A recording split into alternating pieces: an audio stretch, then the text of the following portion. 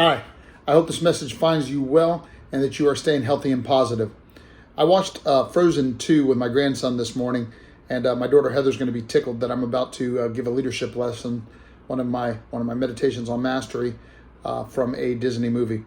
But there were 4 specific lessons that came up throughout the movie. I'm sure there were many more. There were 4 that jumped out at me that got me thinking that I want to share with you today, that I think are very, very relevant in the times that we're in and what we're going through with the coronavirus situation and the shutdowns and other things. And the first was that fear is the thing that we shouldn't trust. So what I want to tell you is to be careful and cautious about what you're hearing and what you're thinking. And look, there is cause for concern, but do not allow fear to be the thing that runs you. No, focus on what you can do and stay positive and be the leader in your family and know that we're going to be okay, because the voices are everywhere. Be careful who you listen to, and again, remember that fear is the thing that cannot be trusted.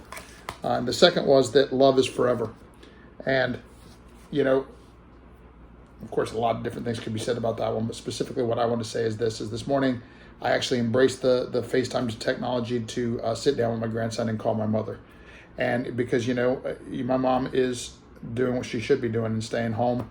And because she is in one of those compromised situations. And, I know it's hard on her, because I know that my mom loves being around people, and especially me and the kids and the grandkids and the dojo when we were here, when we were open. And so listen, what I'm saying is the things that we can do. We can't be driven by the things that we can't do, but we can be driven by the things that we can do. And the way that we can continue to nurture our love relationships is by just embracing the technology like I'm doing right now, but embrace it to send a message to your mom, or to FaceTime with your mom, or you can use Skype or Zoom, or even Facebook has Facebook has an online messenger. On Messenger, you can do video calling. I don't know if you know that. I just found that out recently. So lots of different ways that you can stay in touch with the people that you love. The third lesson that I wrote down that I thought was brilliant was do the next right thing. That is leadership. Listen, any leader who pretends to know that they know what's happening next is not telling the truth. But that's not important. What is important is that we continue to do the next right thing. That's all we can do.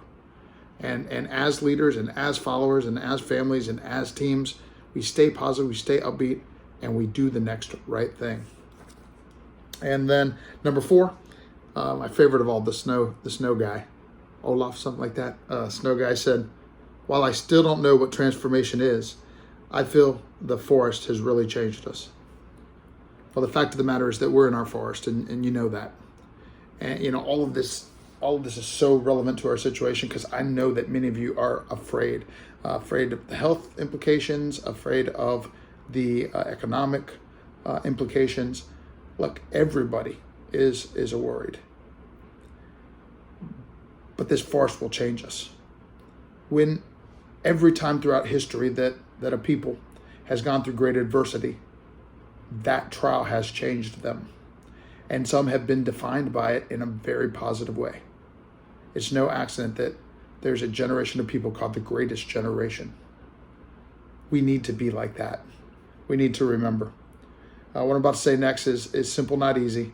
And that is this, that consciously or unconsciously, we're being changed by this.